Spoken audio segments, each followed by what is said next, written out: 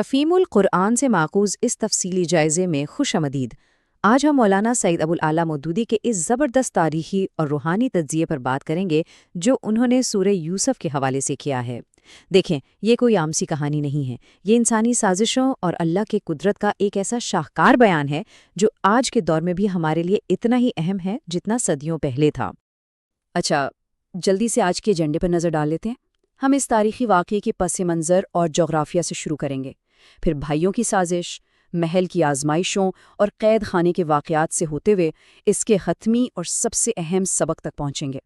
تو آئیے حصہ اول سے شروع کرتے ہیں، یعنی نزول کا پس منظر، کیونکہ جب تک ہم اس خاص وقت کو نہیں سمجھیں گے جب یہ واقعہ نازل ہوا، ہم اس کی اصل گہرائی تک پہنچ ہی نہیں سکتے۔ اب یہاں ایک بڑا ہی دلچسپ سوال پیدا ہوتا ہے، ذرا سوچیں، یہ واقعہ بالکل اسی وقت کیوں نازل ہوا جب مکہ میں نبی صلی اللہ علیہ وسلم کی مخالفت بالکل اپنے عروج پر تھی؟ یہ کوئی اتفاق نہیں تھا، اصل میں مکہ کے یہودیوں نے کفار کے ذریعے آپ صلی اللہ علیہ وسلم کا ایک طرح سے امتحان لینے کے لیے سوال اٹھایا تھا۔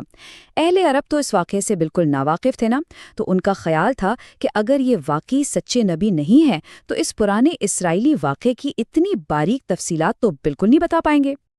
اور یہیں پر مولانا مودودی ایک کمال کا تقابل دکھاتے ہیں۔ جس طرح حضرت یوسف کے بھائی انہیں راستے سے ہٹانے کے لیے خفیہ سازشیں کر رہے تھے، بالکل اسی طرح قریش مکہ بھی نبی صلی اللہ علیہ وسلم کے خلاف سازشوں کے جال بن رہے تھے۔ یہ واقعہ دراصل قریش کے لیے ایک ڈائریکٹ وارننگ تھی کہ دیکھو، جس طرح یوسف کے بھائی اپنی تمام تر چالوں میں بری طرح ناکام ہوئے، تمہاری یہ ساری مخالفتیں بھی اوندھے منہ گریں گی اور آخرکار تمہیں بھی انہی کے سامنے سر جھکانا پڑے گا۔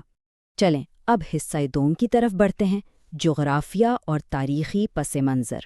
دیکھتے ہیں کہ اس قرآنی واقعے کو اگر ہم جغرافیائی حقائق کی اینک سے دیکھیں تو بات کتنی واضح ہو جاتی ہے۔ اب اس نقشے کو ذرا غور سے دیکھیں، یہ ہمیں اس طویل اور خطرناک فاصلے کا اندازہ کرواتا ہے جو حضرت یوسف نے طے کیا۔ ذرا تصور کریں اس بے بسی کا، ایک تنہا بچہ جسے اپنے خاندان سے کھینچ کر ایک بالکل ہی اجنبی سرزمین یعنی مصر میں دھکیل دیا گیا ہے، سینکڑوں میل دور، وہ بھی ایک غلام کی حیثیت سے۔ یہاں ایک بہت ہی اہم تاریخی حقیقت سامنے آتی ہے، ہکسوس بادشاہ۔ یہ جاننا اس لیے ضروری ہے کیونکہ اسی سے سمجھ آتا ہے کہ یوسف جیسا ایک غیر مصری، ایک اسرائیلی نوجوان مصر کے اتنے اعلیٰ ترین اقتدار تک کیسے پہنچ گیا۔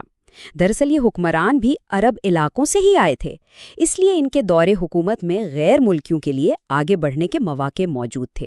اور قرآن کی تاریخی درستی چیک کریں ذرا، وہ اس دور کے حاکم کو فرعون نہیں کہتا بلکہ بادشاہ کہتا ہے۔ یہ واقعی بہت زبردست ڈیٹیل ہے۔ حصہ سوم، بھائیوں کی سازش۔ اب ذرا ان سازشوں کی تفصیل دیکھتے ہیں جو خاص طور پر حضرت یوسف کی ہستی کو ہی مٹانے کے لیے رچی گئی تھیں۔ یہاں دیکھیے، بھائیوں کی سازش کے یہ باقاعدہ مراحل تھے۔ یہ انسانی پلاننگ یا کہہ لیں کہ سازش کی ایک انتہا تھی۔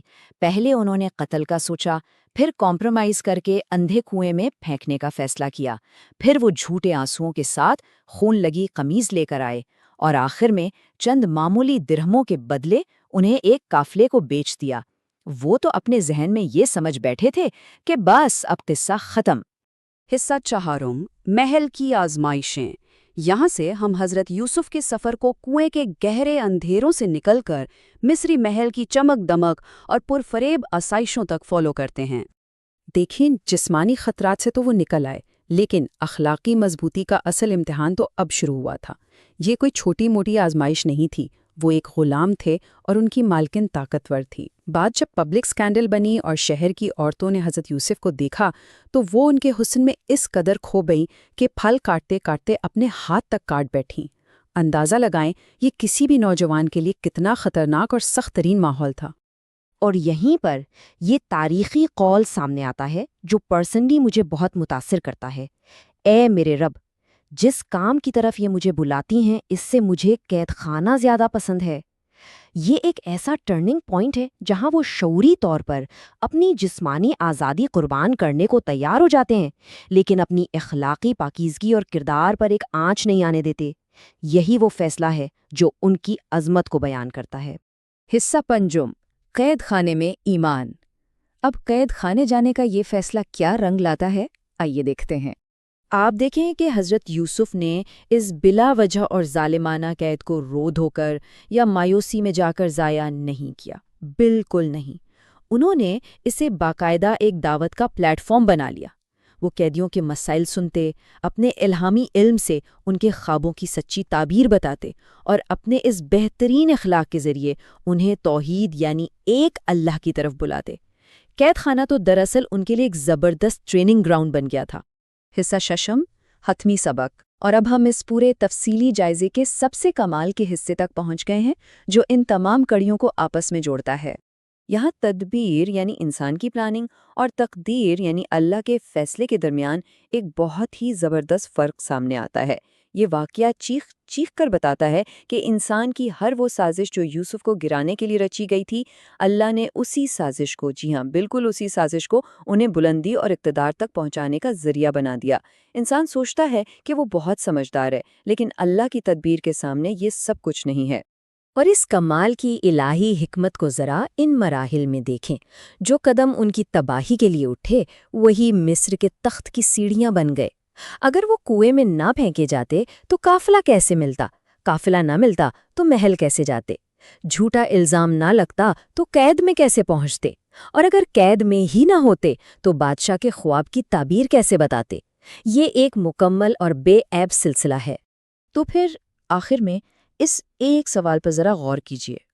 اگر حضرت یوسف کو گرانے کی ہر انسانی کوشش دراصل انہیں بلند کرنے کا ہی الہی ذریعہ تھی، تو ہم اپنی زندگیوں میں آنے والی اچانک مشکلات، حادثات اور رکاوٹوں کو کس نظر سے دیکھتے ہیں؟